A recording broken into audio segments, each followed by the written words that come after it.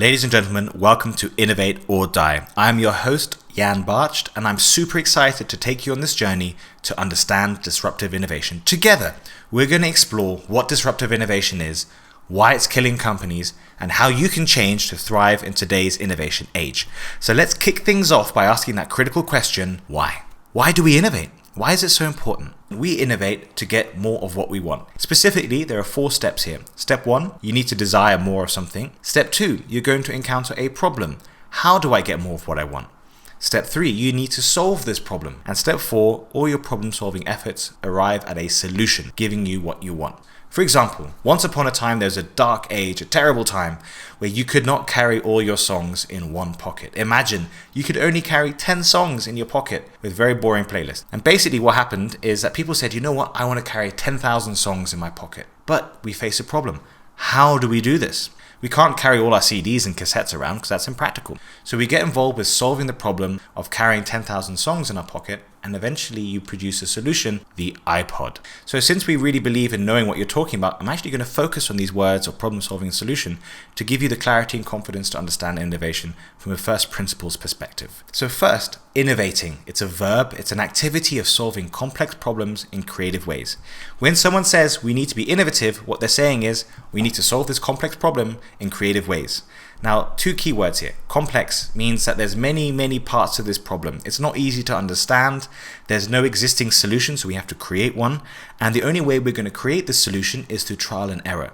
A key point is you cannot predict the answer to the problem. Now, innovating is about problem solving, then eventually we're going to solve that problem with a solution, and that is an innovation. Simply put, an innovation is a valuable new solution. It's a solution because it gives people what they want. It's not some airy-fairy idea. It's not, a nice thing. It actually gives you what you want. It solves your problem. Secondly, it's new. It's novel to the market. It's not something you've seen before. And finally, and perhaps most importantly, people will pay for an innovation. Innovation is about being commercial. So they're either going to pay you cash, or, as we see more and more in today's innovation age, they pay you with attention and time, and that can then be monetized by sending you adverts or using your data in some kind of creative way. Now, why is innovation so important for companies? It's so important for companies because innovation is the way in which you grow. Innovation is how you unleash rockstar results and you get to kick your competition's butt. So this is why we innovate. To give you an example, Google's share price has grown by 160% over the last 5 years, and that has been achieved because it has been so innovative. Now, there's a company that has beaten Google by almost double, more than double actually, 400%, and that company is Domino's Pizza. How can a pizza maker beat the world's most successful technology titan? Through innovation. In other words, Domino's has innovated so aggressively in the pizza making space, the way in which it serves its customers, the way in which it makes pizzas, the way in which it sells pizzas, that it has unleashed whole new revenue streams and has been super successful. Now, the reason why I use this example is to understand that innovation is not just about being a Google or a Facebook. It is about using technology, but any company can innovate. Any company can do it. And if Domino's Pizza can innovate pizza, then you can innovate in your business. So what does a successful innovation look like? There are 3 key things that define a successful innovation. 1, the successful innovation persuades the customer to switch from their existing preference to the new innovation. For example, iPhone persuaded customers to switch from their BlackBerry to the iPhone, or from their Nokia to the iPhone. But you leave what you already know and you try something new. Step 2, once you've switched, you have to actually stay with the innovation. And this is one of the reasons why Apple is so successful. Because once you start using an iPhone, you start loving it and you're never going to go back again. You stay with Apple. And then step 3 is that you evangelize your innovation. In other words, you share with your peers and say, look at how awesome this is. And that's what spreads the innovation and allows it to grow so quickly. I definitely remember the first time I was sitting in a pub and my mate came along with their first iPhone. I was super jealous and I thought, I need one of these. And I'm sure everyone had that experience too. And that's part of what drives successful innovation. We want that. We desire the innovation.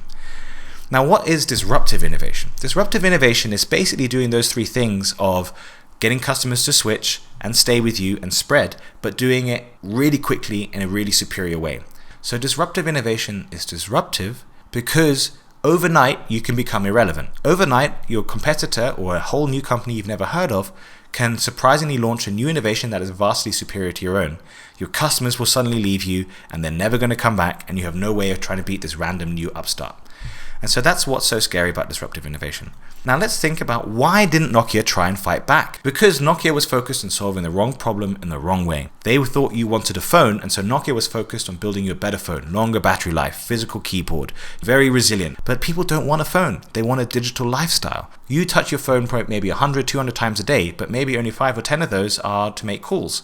The rest of the time you're sending WhatsApp messages, you are checking your share prices, you're watching cat videos on YouTube. The point is that you're living a digital lifestyle, and Apple realized that and built a device for you. And so that's why you left the old companies and embraced either Apple or Samsung or the Android system today.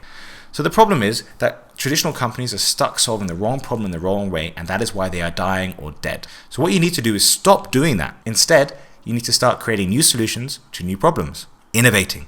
And if you do that, you have a very good chance of growing. So in summary, what we've covered is that disruptive innovation is transforming every industry. The traditional companies, markets, and value networks are being changed by disruptors who are creating surprising new innovations that are very quickly spreading. The problem for companies is that they are stuck solving the wrong problem in the wrong way, and they are serving fewer and fewer customers. If you want to remain relevant, if you want to survive and thrive, you must offer new solutions to the customer's new desires. Now what happens is that people can be afraid of this change, and that's understandable because change is scary, especially big change. And the way we overcome that fear is through passion and excitement. In other words, we're not afraid of the change, we're excited by the progress and improvements that we can create. The opportunity to create more growth, to cut costs, to increase productivity, that's on the corporate side. But beyond that, innovation is really about making the world a better place. And that's not an abstract idea. It's to recognize things like Google search, recognize things like airplanes, to recognize things like hospitals. These are all innovations that we created to make things better. And so when you're on the journey to be innovative, you're ultimately about building solutions, better realities for the people that you care about. That's what innovation is all about. Making progress. So don't be afraid of change, be excited by it, and let's get started on this journey to discover how we can make it happen.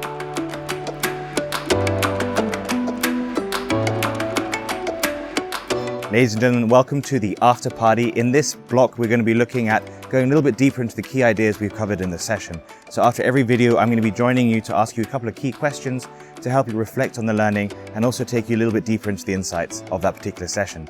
So in the first one, we've been talking about innovation as being a solution to a complex problem, that innovating is about solving complex problems.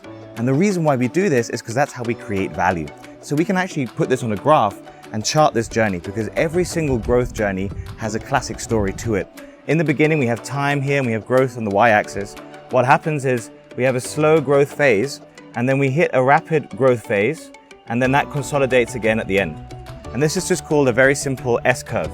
It's called the S-curve of growth because it looks a little bit like an S. You have to have a bit of imagination there.